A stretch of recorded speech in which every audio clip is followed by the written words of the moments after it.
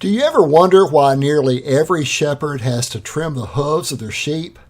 And why they have to give them a manicure, set them up in a chair and then trim their hooves, and this is like an ongoing thing? Why do sheep need their hooves trimmed in the first place? I mean, aren't they naturally going to be able to survive in their own environment? And hoof trimming won't scale up. If you had 10,000 head of sheep, there's no way you could ever trim all the hooves of all the sheep that you got. So I'm going to ask a question that these people who religiously trim the hooves of their sheep really can't answer.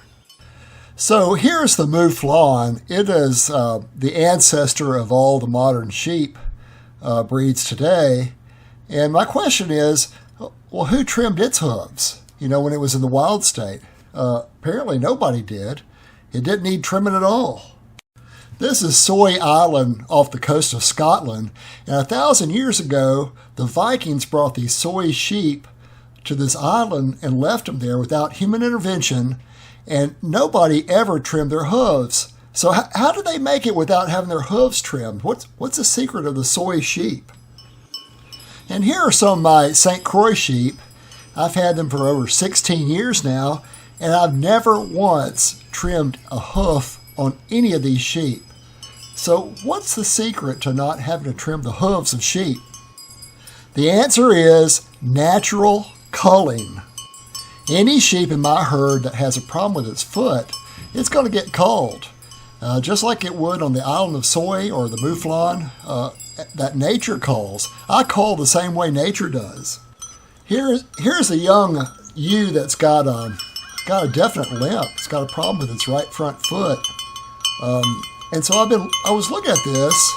I was trying to figure out what was wrong with it. And out of compassion, I will look at a sheep and I'll try and help it to start out, because there could be a rock stuck between its hooves, or it could have some other problem. But if it's got like a hoof rot issue, I want it out of there. I want to cull it as soon as possible. So I watched this sheep for about another week, and it got over the problem, and I kept it. And so, but if it kept on limping, it would have gone into the freezer, because that's the way nature does it too. A limping sheep that can't keep up with the rest of the flock, the coyotes or the wolves are going to catch it and get rid of it for you. And so you have to you have to cull these animals just like nature would. Now here's a registered ram I had for my flock that I paid a lot of money for. And one day he came down with some foot problems. And I looked at him and I hoped he'd get better, but he didn't. It kept getting worse. So I processed him. I got him out of there for two reasons. One is I didn't want him to spread any of hoof rot disease through the rest of my flock, if that's what he had, but also his genetics. I wanted to get rid of his genetics. So I put him in my freezer, and he tasted great. He was a few years older, but I ground him up into hamburger, and he was wonderful. And so man has to be the predator animal over these sheep. And most shepherds don't do that. Most shepherds are lousy predators. They want every sheep to live. They name their sheep. They go to great lengths to help their sheep to live. And that is how they are ruining their sheep breeds. They are industrializing their sheep. By assisting these sheep to live that otherwise nature would cull, they are changing the genetics of the sheep where it has to have man to live. For example, before the 1950s, when these dewormers came out, every sheep breed had to live with a worm load. Wherever it was, it had to deal with worms without chemicals.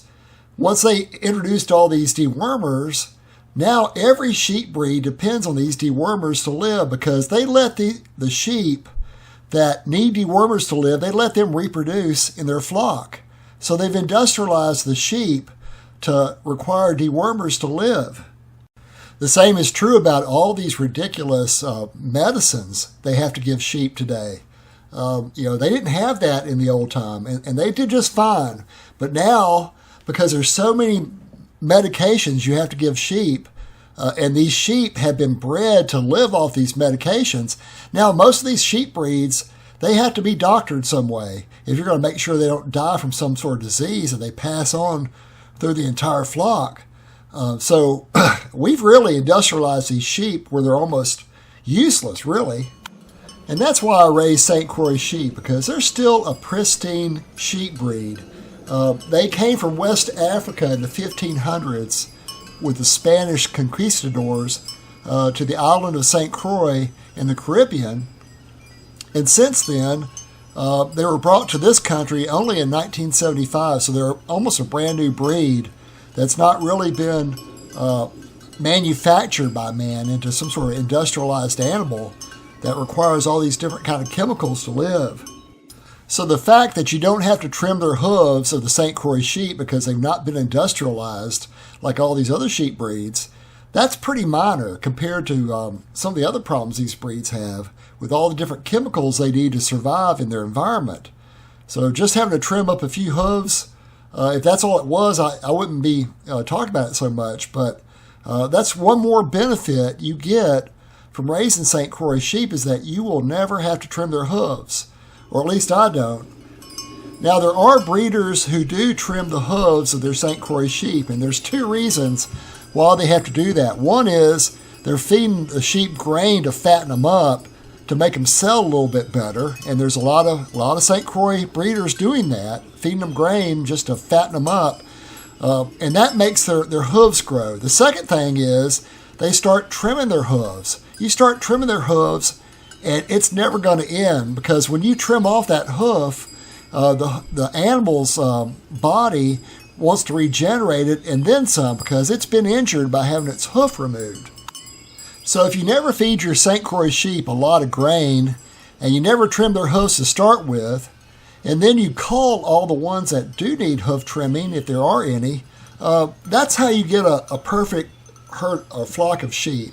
That's how you make sure you never have to trim the hooves of St. Croix sheep. Well, I hope you appreciated the video.